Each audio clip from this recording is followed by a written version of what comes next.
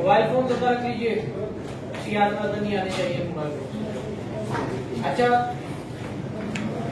भाई, आप सबने अपने पास फायर बेस को इनिशियलाइज करवा लिया है, यहाँ पर ऑब्जेक्ट पास कर दिए, यानी आपने बेसिकली इतना काम कर लिया। जिसने नहीं किया वो करे फौरन। सर ये बताएंगे कहाँ पर वो करना है, कॉपी पेस्ट का करना है, HTML में करना है, जावास्क्रिप्ट में करना है, ये तो जरा दिखा देंगे। ये HTML में करना है, कहाँ पे, बॉडी के अंदर।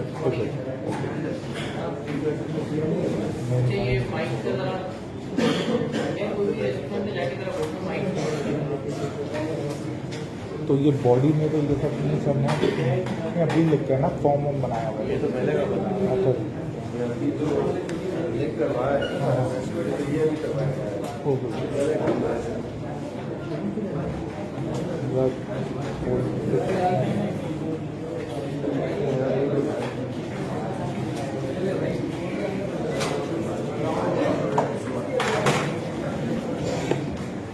अच्छा अच्छा भाई, आप इसको अपने पास जल्दी से इंटीग्रेट कर लें, के अंदर कर लिया।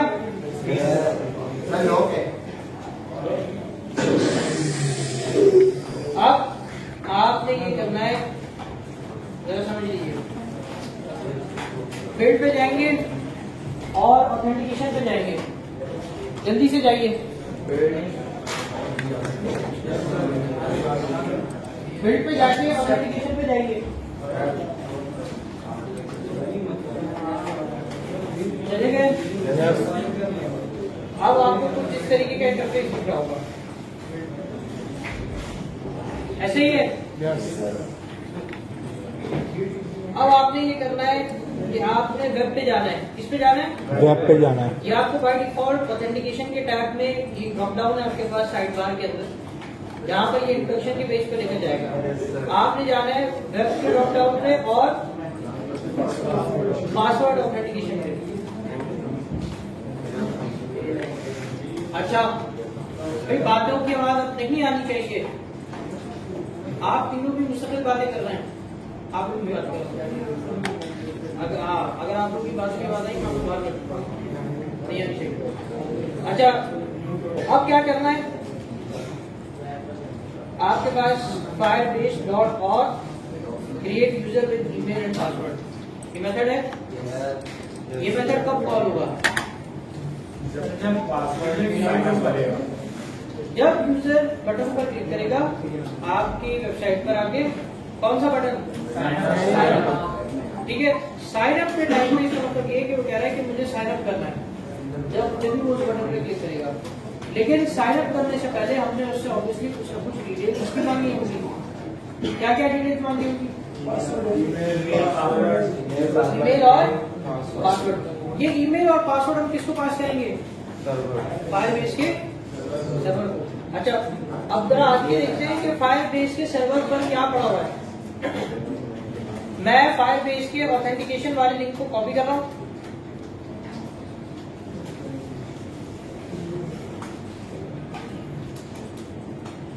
और इसको आके मैं यहाँ पे पेस्ट कर रहा हूँ। फिर कुछ इस तरीके का ऑब्जेक्ट आ गया। सही है। अब मैं यहाँ पर आके कंट्रोल F और यहाँ पर मैं लिख रहा हूँ क्रिएट, यहाँ पे लिख रहा है यूजर विद, आ गया। क्या लिखा हुआ है? Create user with email and password. तो ये तो हमें पता लग गया कि यहाँ से हमारे पास आ गया। भाई आप फॉलो कर रहे हैं?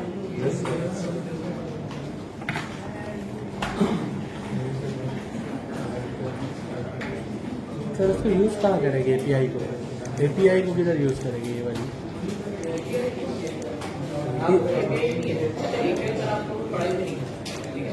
ये जो नेम स्पेस एपीआई जो आपने लिखा है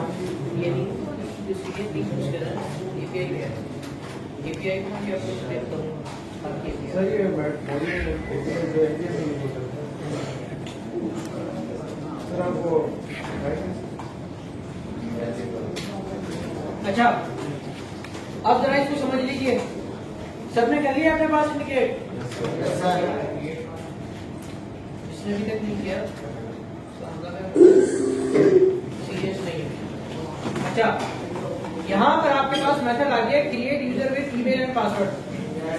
दो पैरामीटर्स फंक्शन के पैरामीटर है ना ये है टी। मुझे जहाँ तक लग रहा है ये ईमेल के लिए इन्होंने बनाया और टी इन्होंने पासवर्ड फ्री होगा या टोकन फ्री होगा। अच्छा, एक यहाँ पे ब्रैकेट ओपन हो रहा है यानी फंक्शन के अंदर की लॉजिक है। यहाँ पे क्या लॉजिक है? रिटर्न करवाएं। क्या रिटर्न करवाएं भाई? जरा आके देख लें। एसिंक एक और फंक्शन है आपके पास, सही है, और उसमें आपके पास फायरबेस सर्वर है, आपकी सारी चीजें पास हुई हैं। क्या है हमारे पास? एपी डॉट देन और डॉट कैच हमें मिल रहा था। प्रॉमिस डॉट रिजेक्ट, ठीक है, ये थोड़ा सा डिफरेंट तरीके से उन्होंने लिखा हुआ है। अगर हमारे पास ये काम हो जाता है, ईमेल पासवर्ड सही से मिल जाता है, तो क्या करना है? और इसके साथ साथ एक और चीज रिटर्न हो रही है,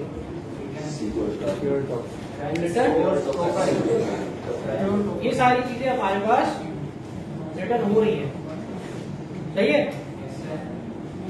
अच्छा, अब यहां पर आपको समझ में आना चाहिए कि फायरबेस का क्या फायदा है। ये सारी लॉजिक आपको नहीं लिखनी पड़ी, वरना आपको लिखनी पड़ती है पैकेट लॉजिक सारी। आपको उन्होंने खाली एक लाइन का मेथड दे दिया create user with email and password, और उसमें हम कह रहे हैं कि आप ईमेल पासवर्ड हमें दे दें, बाकी क्रिएट करना यूजर को हमारा काम है। अच्छा, अब मैं आपसे एक क्वेश्चन करता हूँ। क्या आप अपनी एप्लीकेशन बना रहे हैं, कुछ बैकएंड लिखने जा रहे हैं, ठीक है, फायरबेस नहीं यूज कर रहे हैं आप, तो यूजर का क्या क्या डेटा आपके पास होना चाहिए जो आपके पास सेव होगा? ईमेल पासवर्ड पासवर्ड, और अगर आप उसको स्टोर करवाएंगे तो एक यूनिक आईडी होनी चाहिए। ये आपको पता है बात। जब बैकएंड पे जाएंगे ना तो ये चीज आपको फिर समझने में आसानी होगी। हम देंगे या फिर फाइल को जनरेट करना है। अगर हम बैकएंड पे लिख रहे होंगे, मैं यूआईडी की तरह एक्सप्लेन कर रहा हूँ आपको, अगर हम खुद से अपने पास यूआईडी बना रहे होंगे, बैकएंड लिख रहे होंगे, तो यूआईडी हम जनरेट करवाएंगे हर बार डिफरेंट। एक फंक्शन बना देंगे जो एक रैंडम यूआईडी जनरेट करता रहेगा और वो हम उसके साथ अटैच कर देंगे, सही है। हर यूजर की एक यूनिक आईडी जनरेट करवा के हम स्टोर करवा लेंगे। बात समझ में आ रही है? नहीं आ रही है? सब तक आवाज आ रही है पीछे तक? दरअसल आपका माइक वर्क नहीं कर रहा, ठीक है। तो ये कुछ इस तरीके से आपको मिल रहा है।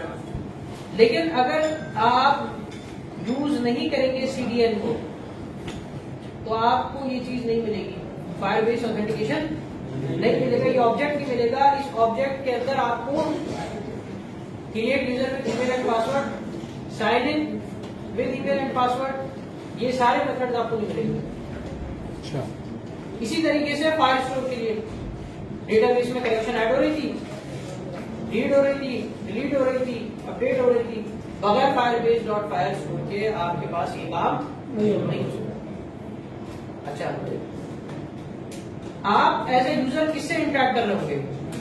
जरा मैं जब बना देता हूँ यार, कोई बात है, ड्राइंग अच्छी नहीं है, कोशिश फिर भी कर रहा हूँ कि आपको समझ में आ जाए।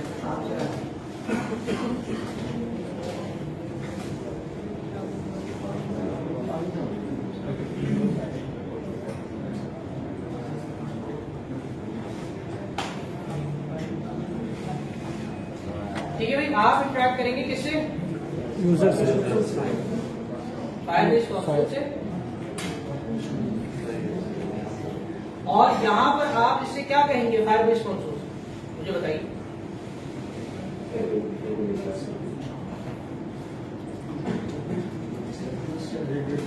सही है।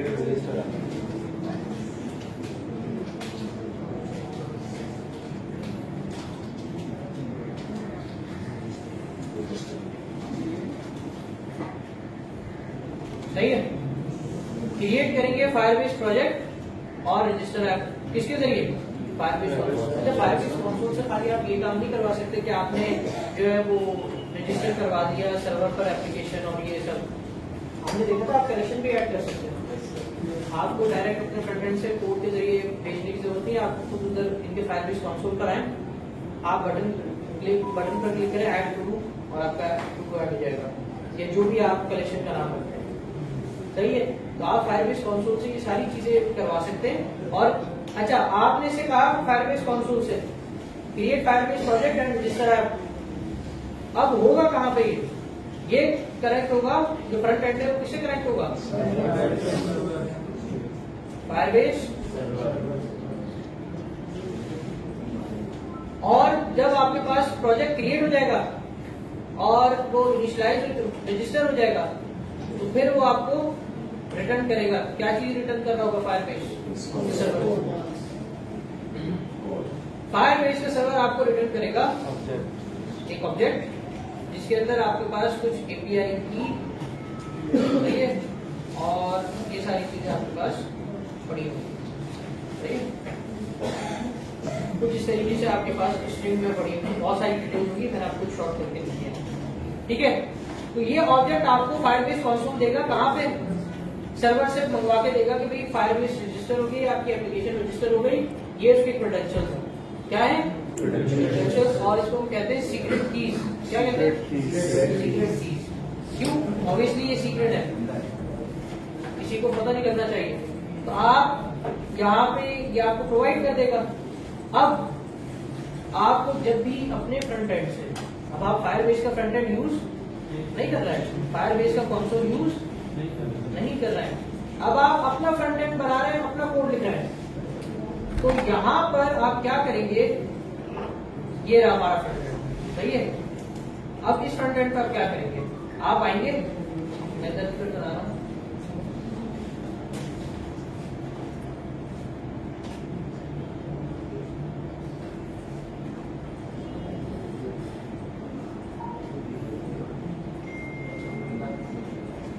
ठीक है।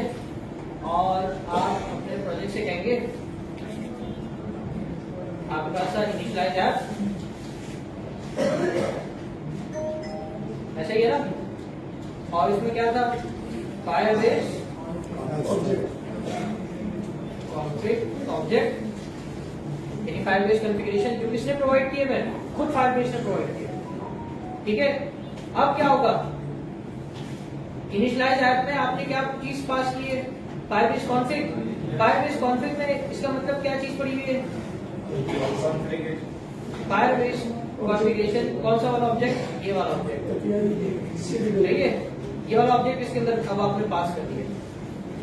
सही। जो ऑब्जेक्ट फायरबेस में दिया था इनिशियलाइज ऐप के अंदर आपने पास कर दिया। अब जो आपका फ्रंट एंड है वो किसके जरिए रिक्वेस्ट भेज रहा होगा? सीरियल लिंक के जरिए सर्वर पर रिक्वेस्ट भेजेगा। ठीक है। और आपकी सर्वर के साथ डायरेक्ट कनेक्टिविटी हो जाएगी इस फ्रंट एंड के साथ। अब फायरबेस कंसोल की आपकी जरूरत नहीं। अब आप फायरबेस ऑथेंटिकेशन भी इंटीग्रेट कर सकते हैं, आप कलेक्शन फाइल स्टोर भी ऐड कर सकते हैं, हर काम कर सकते हैं अपने फ्रंट एंड से। लेकिन आपको क्या चीज प्रोवाइड करनी पड़ेगी? Firebase configuration. इसकी मिसाल हम इस तरीके से लेते हैं कि आप गए एक दूसरे शहर में, ठीक है, और आपने वहां पे जाके किसी स्टोर वाले से बात की कि आप जो है, मैं आपकी फ्रेंचाइज जो फॉर एग्जाम्पल जो स्टोर है कपड़ों का स्टोर है मिसाल में, ठीक है, आपको ज्यादा बेहतर समझ में आएगा। कपड़ों के स्टोर पे आप जाते हैं किसी और शहर में, ठीक है, और आप कहते हैं कि मैं आपके दूसरे शहर से, कराची में जो आपकी फ्रेंचाइज है वहां से मैं माल उठाना चाहता हूँ, ठीक है, कपड़ों का। तो वो आपसे कहेंगे ठीक है, लेकिन क्या आप जब कराची पहुंचेंगे तो डायरेक्टली वो आपको दे देंगे? नहीं, वो आपसे कहेंगे कि भाई ये आप हमारा कार्ड ले लीजिए, या आप ये हम आपको आप अपना नाम हमारे पास लिखवा दीजिए, ठीक है। और वो चीज जब आप फिर कराची जाएंगे तो आप उनको शो करेंगे, वो कार्ड शो करेंगे या वो रेफरेंस शो करेंगे, ऐसे ही है ना। फिर जाके वो कहेंगे जी ठीक है आपकी अपॉइंटमेंट हमारे साथ सही है, हम आपके साथ कर लेते हैं काम, आपको दे देते हैं, लेकिन उसके बगैर वो काम नहीं होगा। इसी तरीके से यहाँ पर फायरबेस काउंसिल पे गए, एप्लीकेशन रजिस्टर करवाई, अब उसने कहा जब आप अपने फ्रंट एंड से आएंगे तो ये ऑब्जेक्ट आपने साथ लेकर आना, इसके बगैर हम आपको काम नहीं करेंगे। बात समझ में आ रही है? अब आपको मेथड्स मिल गए, create user with email password, sign in मिल गए, नहीं मिले, कहाँ से मिल गए? जब तक हम इसमें बकाया 2 सीरियल लिंक्स जो इसने हमें प्रोवाइड किए वो नहीं लगाएंगे, आपको फायरबेस और फायरबेस फायर स्टोर नहीं मिलेगा। आपको अपनी जरूरत के मुताबिक फायरबेस और फायरबेस फायर स्टोर इंटीग्रेट करना पड़ेगा। किसके जरिए? अच्छा, मैं आगे निकलता जा रहा हूँ एक्सप्लेनेशन में, मुझे ये बताइए आपको समझ में आ रहा है, क्लियर हो रहा है? विजुअल रिप्रेजेंटेशन थोड़ा ज्यादा अच्छा लगता है, ठीक है, समझ में आता है ज्यादा तरीके से। तो अगर कोई क्वेश्चन है इससे रिलेटेड तो निकल लीजिए आप जी। सर ये एपीआई की क्यों, मतलब इसका क्या काम है? एपीआई की का क्या काम है? अच्छा, अब आपके पास मल्टीपल प्रोजेक्ट हो सकते हैं, ऐसे ही ना, आपको हर प्रोजेक्ट को रजिस्टर करना पड़ेगा कि इस प्रोजेक्ट में ये काम होगा, इस प्रोजेक्ट में ये काम होगा। अब हो सकता है कि आपके पास 2 प्रोजेक्ट्स हैं, एक प्रोजेक्ट आपके पास OLX वेबसाइट है और एक प्रोजेक्ट आपके पास फूड पांडा की वेबसाइट है। ठीक। अब दोनों में डेटा डिफरेंट है, तो अगर आपके पास एक ही एप्लीकेशन रजिस्टर हुई है तो क्या आप उसमें क्या कहते हैं 2 चीजें 2 डेटा स्टोर करवा सकते हैं? नहीं करवा सकते। यानी एक ही एप्लीकेशन रजिस्टर करवा के 2 एप्लीकेशन का काम हो रहा है, ठीक है। तो ये चीज बिल्कुल भी सही नहीं है। इसीलिए आपके पास आप फायरबेस के सर्वर पर हर प्रोजेक्ट को रजिस्टर करते हैं। जब वो रजिस्टर हो जाता है तो फिर आप उसको यूज कर रहे होते हैं अपने फ्रंट एंड पर। फायरबेस क्या प्रोवाइड करता है आपको? जेट। कौन सी प्रोडक्ट प्रोवाइड करता है? कॉल की प्रोडक्ट, कोड की प्रोडक्ट्स देता है, लेकिन कौन सी कोड की प्रोडक्ट्स देता है? बैकएंड। बैकएंड की लॉजिक अब आपको लिखने की जरूरत नहीं है, वही चीज मैं आपको बता रहा हूँ। अब आपके पास सिर्फ एक मेथड है, आपको वो यूज करना है, create user with email password. या ये फायरबेस का ऑब्जेक्ट ये जावास्क्रिप्ट में मौजूद नहीं है, तो ये कहाँ से आ रहा है? सीरियल लिंक से, और सीरियल लिंक के पास कहाँ से आ रहा है? सर्वर से। क्लियर हो गया? कोई क्वेश्चन आपका? किसी भी किस्म का कोई क्वेश्चन है इससे रिलेटेड तो कर लीजिए, बिल्कुल क्लियर हो जाना चाहिए अब आपको सबको। सर ये फायरबेस इनिशियलाइज क्या कर रहा है? ये जो फायरबेस जो इनिशियलाइज ऐप है ये इसी तरीके से है कि आपने यहाँ पर मीडिया। अच्छा, इनिशियलाइज का क्या मतलब होगा उर्दू में? निकाली क्या होगा इसका? शुरुआत, शुरू करना, ठीक है। तो बेसिकली आप फायरबेस को अपनी एप्लीकेशन को शुरू करवाना है, स्टार्ट करना है, ठीक है। हम स्टार्ट करवाने के लिए इसकी मिसाल आप ऐसे ले लें, अच्छी है, स्टार्ट के आपको अच्छा वर्ड दिया।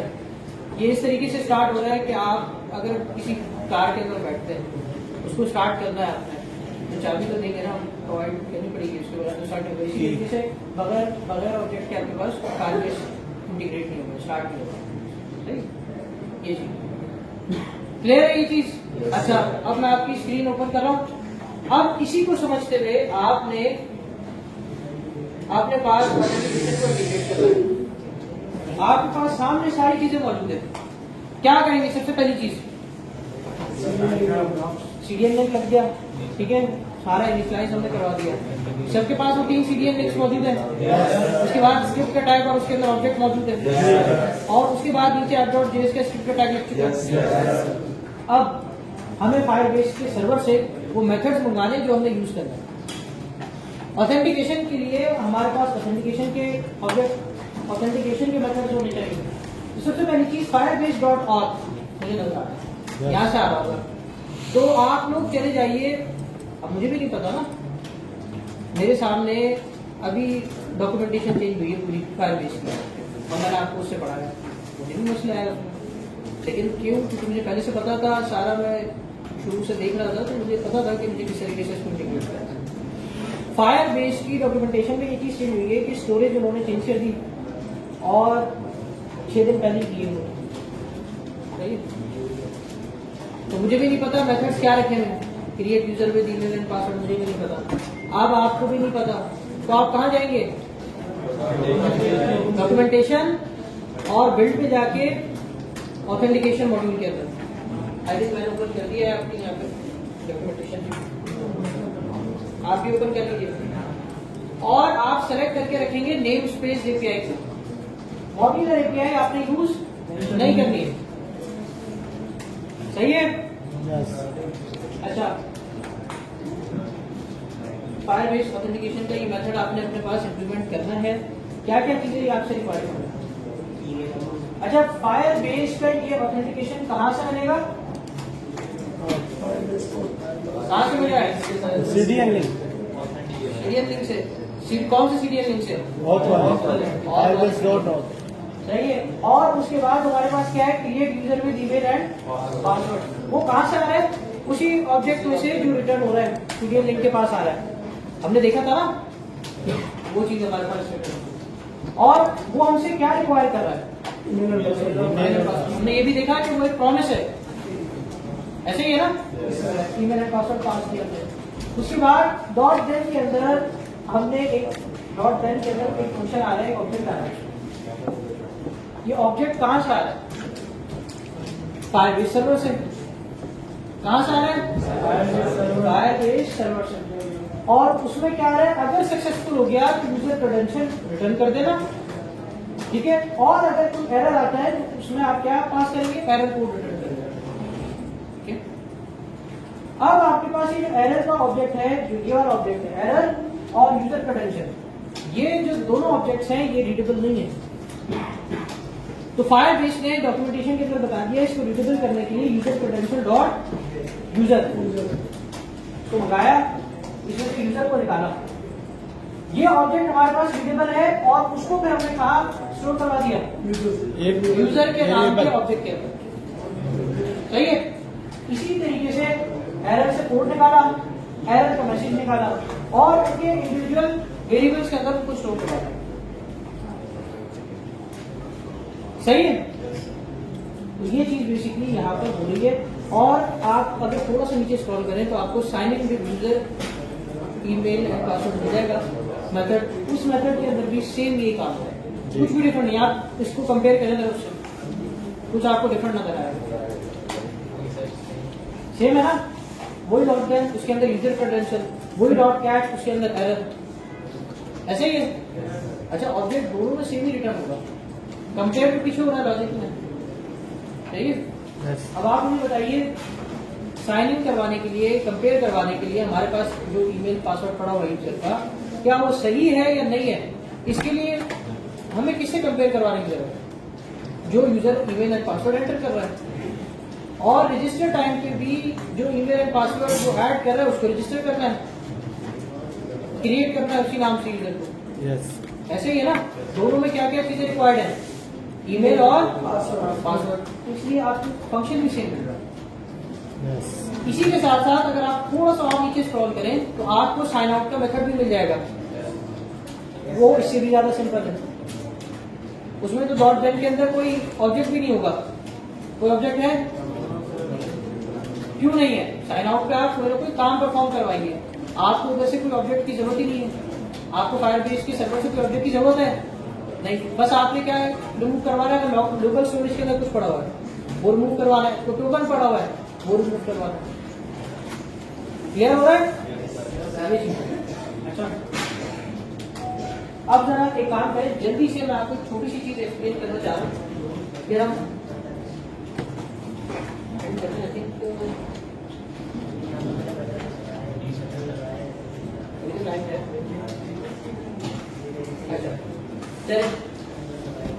अच्छा, मुझे ये बताया आप लोगों में से साथ साथ करके किसने ऑथेंटिकेशन अपने पास इंटीग्रेट किया? Very good. इन जिन्होंने भी किया हुआ है इसका मतलब इनकी प्रैक्टिस है। अच्छा, अब क्या करना है? अब आपने आना है 5 स्ट्रोक पर आना है ना। अच्छा, अब जरा इसको समझ लीजिए, अगर समझेंगे नहीं तो फिर फायदा नहीं है। आप जाएंगे 5 स्ट्रोक पे, 5 स्ट्रोक पे आपको ये बाय डिफॉल्ट किस पे लेकर आता है? इंट्रोडक्शन। आपने कहाँ पे जाना है? यहाँ पे आपको कौन सा मेथड मिल जाएगा? ऐड और गेट का। अच्छा, पूरा तरीकेकार बता रहा है किस तरीके से आपने अपने पास सेटअप करना है। डेटाबेस के सेटअप में कौन कौन से स्टेप्स मौजूद है बताएंगे आपको।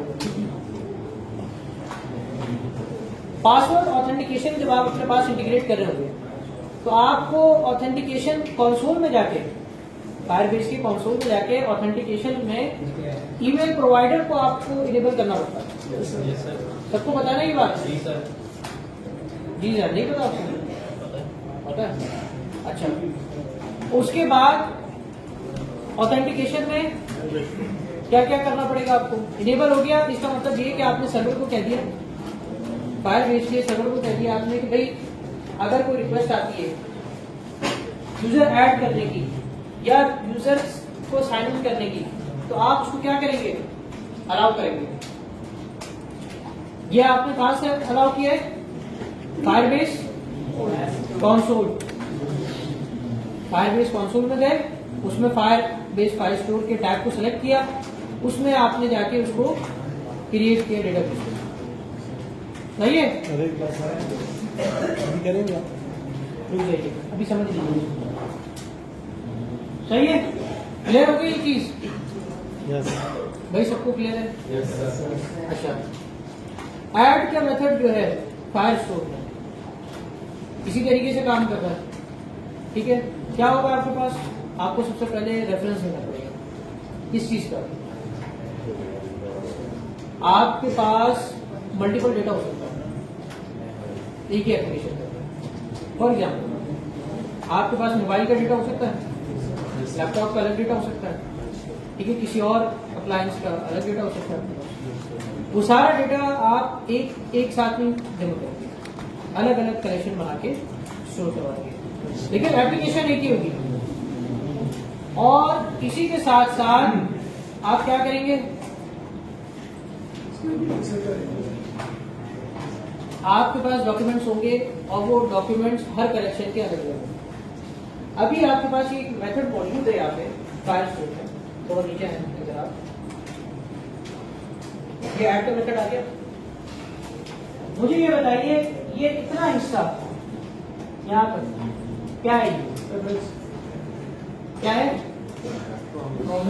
प्रॉमिस यहाँ तक ये सब क्या है? रेफरेंस है। सही है। इसके बाद जो आपके पास लगा हुआ है वो क्या है? प्रॉमिस है। ऐड का मेथड, अगर आप अभी जाके इसको चेक करना चाहें तो आप वही लिंक कॉपी करें फायरबेस का, फाइल स्टोर का, उसको आप पेस्ट करके देख लें और उसमें कंट्रोल F करके फाइंड करके आप ऐड का मेथड आपको मिल जाएगा। ये ऐड का मेथड आपसे क्या रिक्वायर करता है? पैरामीटर में ऑब्जेक्ट। सॉरी, जब आप इसको कॉल करेंगे तब तो आप आर्गुमेंट पास कर लोगे, लेकिन जो फंक्शन है ऐड का वो आपसे क्या रिक्वायर कर रहा है? ऑब्जेक्ट, जिसको हम अगर फायर स्टोर या डेटाबेस के अंदर कहें तो उसको स्कीमा कहते हैं। ठीक है, अगर आप यहाँ से डायरेक्टली जावास्क्रिप्ट से पास कर रहे हैं तो ये क्या है? ऑब्जेक्ट। और अगर आप डेटाबेस के अंदर रीड कर रहे हैं तो तब आप उसको क्या कहेंगे? स्कीमा। ठीक है, अब हमारे पास इसी तरीके से .then और .catch आ गए। अगर सक्सेसफुल हुआ तो .then, और अगर कोई एरर आए तो .catch। एरर के अंदर डायरेक्ट हमने एक एरर का ऑब्जेक्ट, उन्होंने पीछे लॉजिक लिखी हुई है, एरर का ऑब्जेक्ट मिल जाएगा .catch के अंदर। .then के अंदर हमारे पास एक ऑब्जेक्ट आ रहा है डॉक्यूमेंट रेफरेंस। अब ये डॉक्यूमेंट रेफरेंस का जो ऑब्जेक्ट है हमारे पास, ये भी रीडेबल नहीं है। आप इसको कंसोल करवा के देख लीजिएगा, ये आपके पास रीडेबल नहीं होगा। तो इसको रीडेबल करने के लिए आप फायरबेस ने खुद बता दिया .ref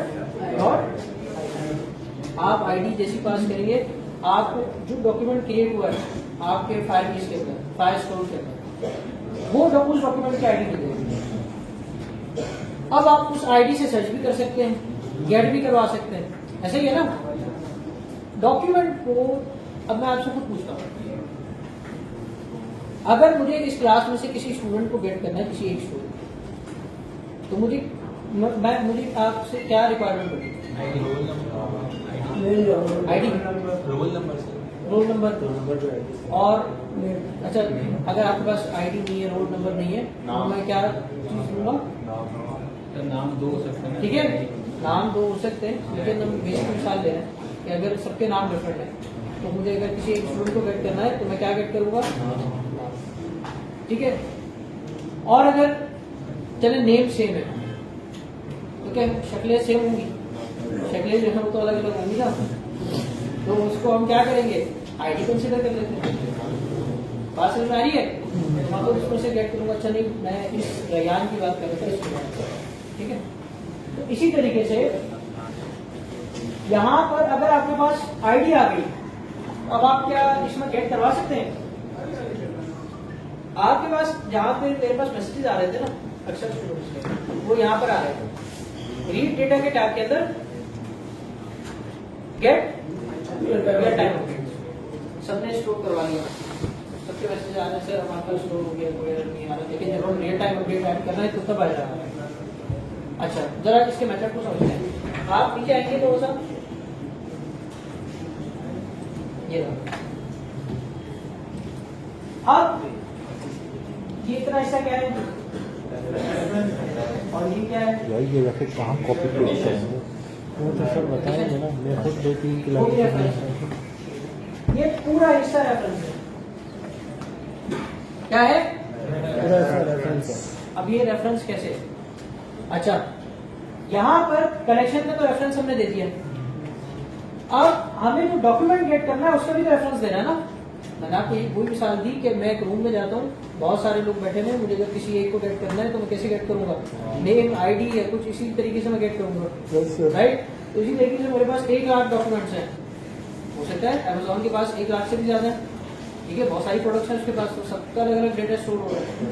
तो इसी तरीके से आपके पास यहाँ पर डेटा स्टोर हुआ है, 1 लाख हम मान लेते हैं स्टूडेंट्स हैं, या 1 लाख हमारे पास यूजर हैं। अगर उसमें से किसी एक को गेट करना है तो मैं उसका नाम या आईडी यूज करूंगा। इसी तरीके से यहाँ पर मुझे गेट करवाने वो कनेक्शंस, वो अच्छा सिटीज के अंदर वो कनेक्शंस, डॉक्यूमेंट्स जिसके अंदर स्टेट का हो सीओ, ठीक है। अच्छा, स्टेट कुछ भी हो सकती है। यहाँ पर ये जो वेयर का मेथड है, ये आपसे 3 आर्गुमेंट्स रिक्वायर करते हैं जब आप उसको कॉल करेंगे। जब आपका जो फंक्शन है जिसमें सारी फंक्शनलिटी परफॉर्म हो रही होगी, वो उसमें क्या कहेंगे आप उसको? पैरामीटर, ठीक है। फंक्शन आपसे 3 पैरामीटर्स रिक्वायर कर रहा है, कौन कौन से? State, comparison operator, condition number 2, condition number 1 comparison operator, condition number clear हो गया। जब आप इसमें पास करेंगे और ये कंडीशन मीट हो जाएगी, जिस जिस डॉक्यूमेंट के लिए, वो सारे डॉक्यूमेंट्स उठाकर ले आएगा। अच्छा, इसके आगे हमें मेथड नजर आ रहा है, मेथड क्या है? अच्छा, इसका नाम उन्होंने ऑन स्नैपशॉट क्यों रखा? डायरेक्टली गेट करते, नाम क्या रखते? गेट रखते ना, ये रियल टाइम अपडेट रखते, ऑन स्नैपशॉट क्यों रखा है? एक स्क्रीनशॉट तो स्नैपशॉट के मेथड से भी हो जाएगा। ऑन स्नैपशॉट क्यों है? ऑन क्यों है? जैसी करंट आपके पास यूजर का डेटा है, ऑन स्नैपशॉट, जैसे ही कोई डेटा आए या कोई स्क्रीनशॉट लिया जाए तो आपने क्या करना है? इस मेथड को इन्वोक कर देना। इन्वोक का मतलब रन कर देना, ठीक है। टेक्नोलॉजी यूज कर रहा हूं, यहाँ पर आपके पास एक फंक्शन रन हो जाएगा, सही है। उस फंक्शन के पैरामीटर में क्या मिल रहा है? स्नैपशॉट। ये इसको आप खाली कंसोल करवा के देखिएगा, आपको एक ऐसा ऑब्जेक्ट मिलेगा जिसको आप रीड नहीं कर सकते, वो फायरबेस का अपना ऑब्जेक्ट है, सही है। बहुत सारी चीजें होंगी इसमें। अच्छा, अब ये जो स्नैपशॉट आपके पास गेट हो रहा है यहाँ पे, इसके आगे आप एक फंक्शन अच्छा, यहाँ तक ना आपका जितना भी काम था वो तो फायरबेस का था, आगे जो आपके पास ब्रैकेट ऑन हो रहा है ना और क्लोज होने तक आपके पास ये जितनी भी चीजें लिखी हैं ये फाइल की स्क्रीन है, ये प्योर जावास्क्रिप्ट है। सही है, जरा समझिए। यहाँ पर ये स्नैपशॉट का ऑब्जेक्ट मिल गया। Yes sir. इसमें हम गए, हमने कहा इसमें आपको मिलेगा डॉक चेंजेस का एक और ऑब्जेक्ट मेथड। उस मेथड के अंदर क्या पड़ा होगा? अरे जितने वो डॉक्यूमेंट्स लेकर आए उसके अरे पड़ा होगा, ठीक है, और उसके अंदर सारे डॉक्यूमेंट्स पड़े होंगे जो वो लेकर आए ढूंढ के। अब उसके आगे एक और मेथड लगा हुआ है जो कि जावास्क्रिप्ट का ही है। क्या है?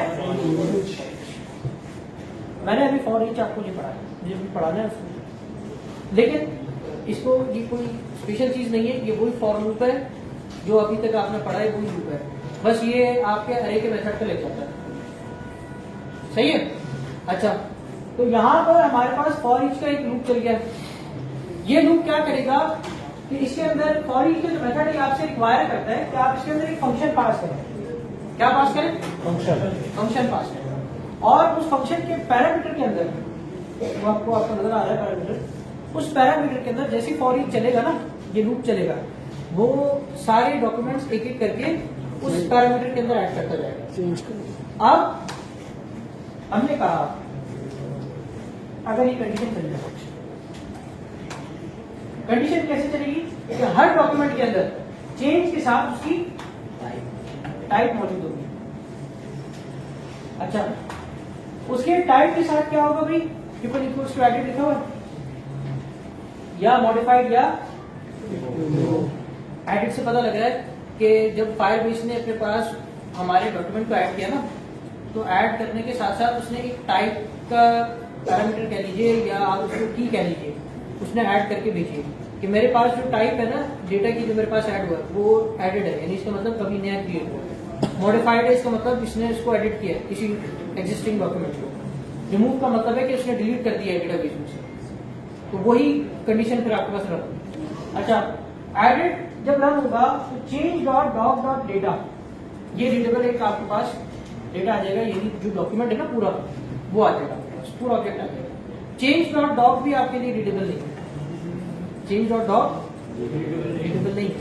इसी तरीके से अगर आपको उसकी आईडी गेट करनी है तो आपको चेंज डॉट डॉक के अंदर ही आईडी भी मिल जाएगी, जो डॉक्यूमेंट क्रिएट हुआ है या डिलीट हुआ है या एडिट हुआ है उसकी आईडी भी मिल जाएगी। सही है।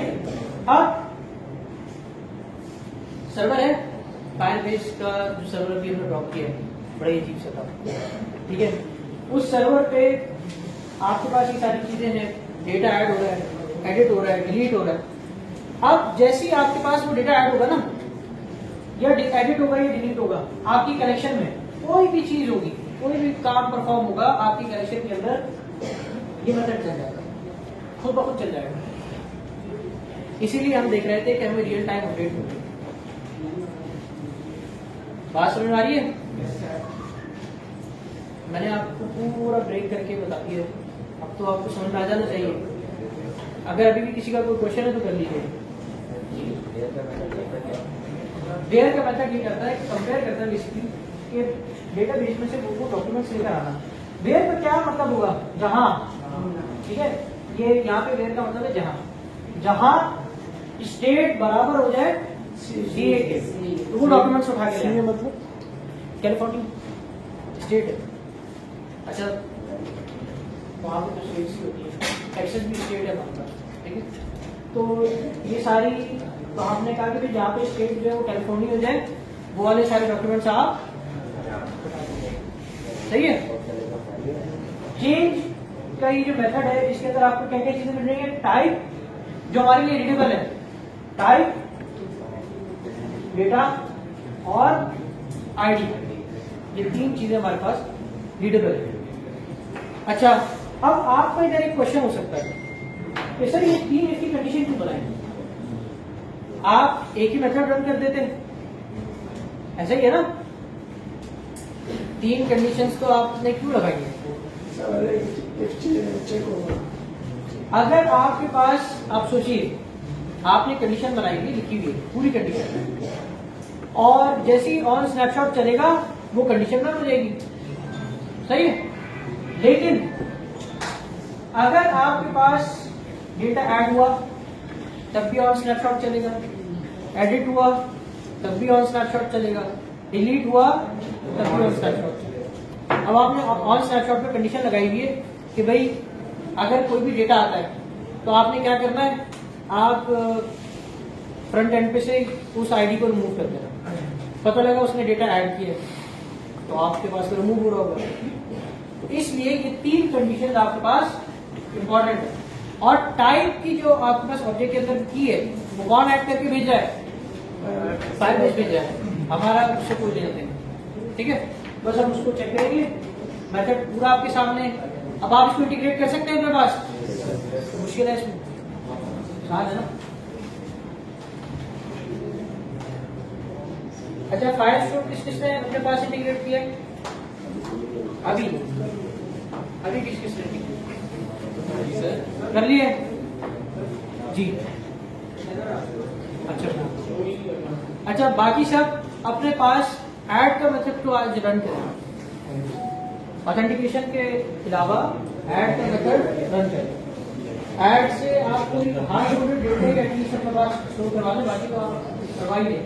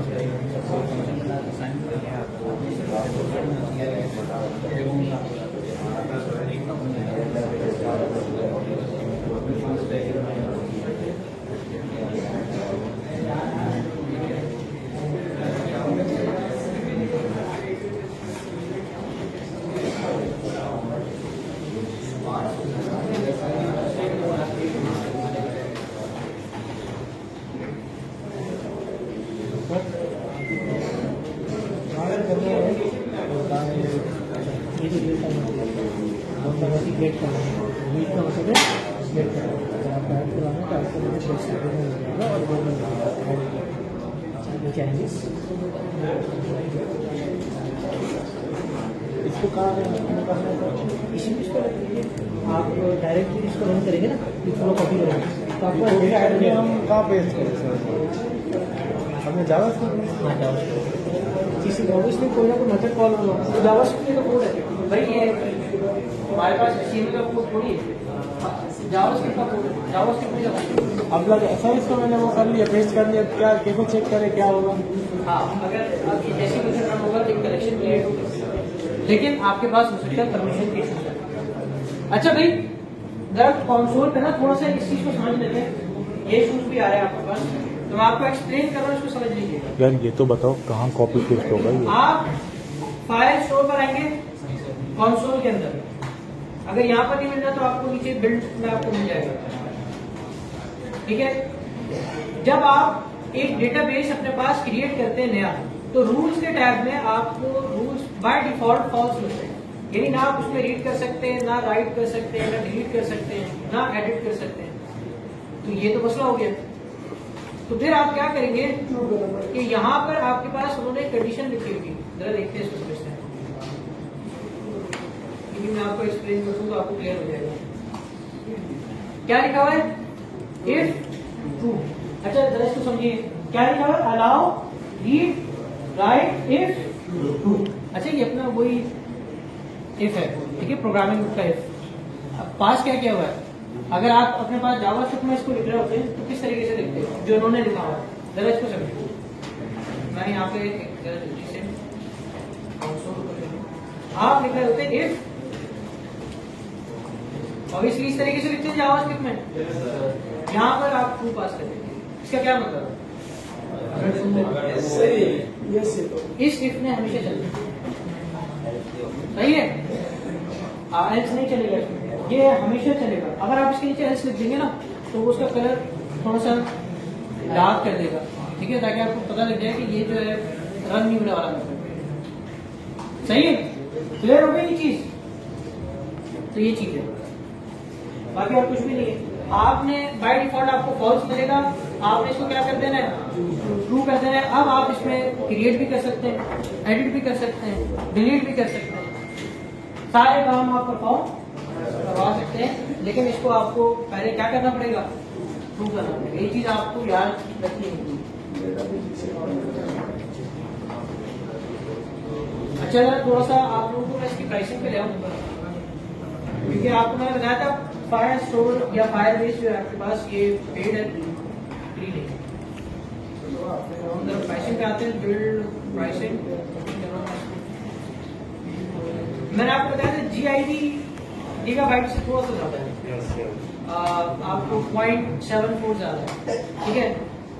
इन्होंने बताया भाई होस्टिंग क्या क्या चीजें हैं भाई स्पार्क प्लान में, नॉट एप्लीकेबल ऐप होस्टिंग, यानी कि मोबाइल एप्लीकेशन को होस्ट करना है, नॉट एप्लीकेबल। आपको परचेज करना पड़ेगा ब्लेज प्लान। इनिशियली अगर आप अपना कार्ड एंटर करते हैं तो आपको $300 जो है फ्री क्रेडिट में मिल जाता है, ठीक है। क्या क्या चीजें भाई, नो कॉस्ट अप टू, यानी आप कार्ड इंप्लीमेंट कर लें तो आप ऐप की होस्टिंग कर सकते हैं 10 GIB, ऑलमोस्ट 11 GB आपके पास बनेगा। तो ये GIB क्या होता है? GIB प्राइसिंग देखें कितनी है, GIB क्या है? GIB है आपके पास, आई थिंक GB बाइट है, जरा देखिएगा, गीगाबाइट नहीं, GIB, ये जो GIB लिखा हुआ है पहले GB होता है, GB बाइट होगा, GB चेक कीजिए, GB बाइट GB बाइट है ना, ये GB बाइट है, ये गीगाबाइट से कुछ MB ज्यादा होता है, ओके ठीक है। और 0.20 GIB, इसी के साथ साथ 0.15 GIB, ये तो $1 भी नहीं है, ठीक है। ये आपको काफी सस्ता पड़ जाएगा ये चीज। और क्या है, no cost up to 5 GB storage का है, 5 GB तक कोई कॉस्ट नहीं है। 5 के बाद आपके पास 0.10 गीगाबाइट। अच्छा क्लियर हो गया, आई होप आज आपको क्लियर हो। सादा पेज दिया, दूसरी क्लास का भी कब टाइम वो है, डाल दो गाल तो हम आज क्लास सादा को पेज करते हैं यहाँ पे। नेक्स्ट क्लास में वो अच्छा